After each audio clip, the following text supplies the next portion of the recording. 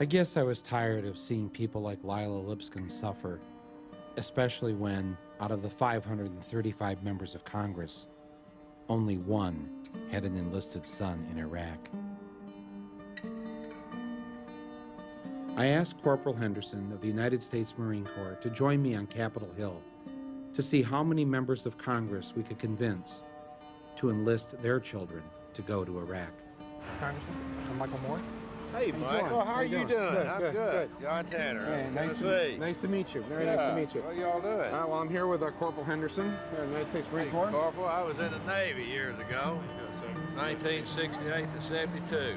We had Marines guard the base. You have kids? Yeah. If there's any way we can get them to enlist and go over there and help out with the effort. Got all the brochures. One of them's got 2 children. Oh, yeah. Well, see, there's not many congressmen that have got kids over there. In fact, only one. You know, so we just thought maybe, you know, you guys should send your kids there first. That's right. What do you think about that idea? I don't disagree with it. Oh, you don't? No. All right. Oh, good. Well, here, take some brochures then. Here, at least take a Marine brochure. I think, yeah. And pass it around. Yeah. Well, encourage fellow members that, you know, if they're for the war, to get behind it, you know, and send their own. Thank you, man. Thank you, sir. Thank you very much. Congressman? Michael Moore.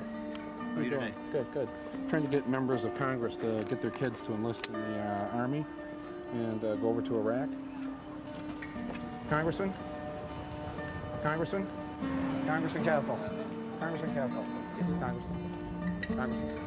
Congressman Doolittle. Michael Moore. I'm wondering if, is there any way to... Of course, not a single member of Congress wanted to sacrifice their child for the war in Iraq. And who could blame them? Who would want to give up their child? Would you? Would he?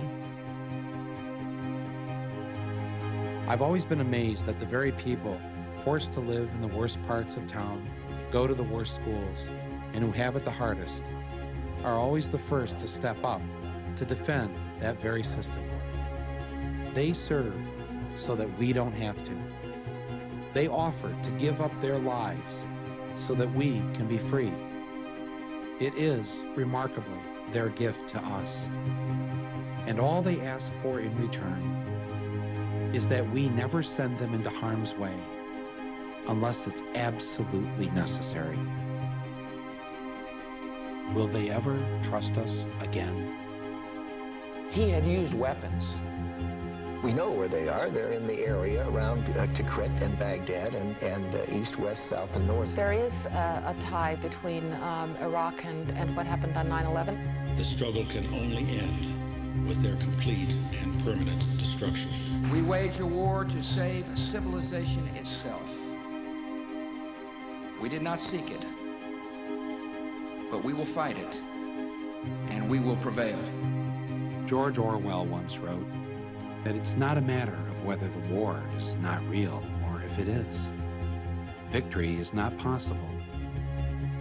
The war is not meant to be won. It is meant to be continuous. A hierarchical society is only possible on the basis of poverty and ignorance. This new version is the past, and no different past can ever have existed. In principle, the war effort is always planned to keep society on the brink of starvation.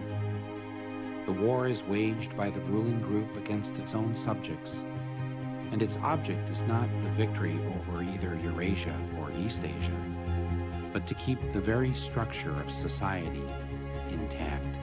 There's an old saying in Tennessee, I know it's in Texas, probably in Tennessee, that says, "Fool me once, shame on you." If fool me, we can't get fooled again. For once, we agreed.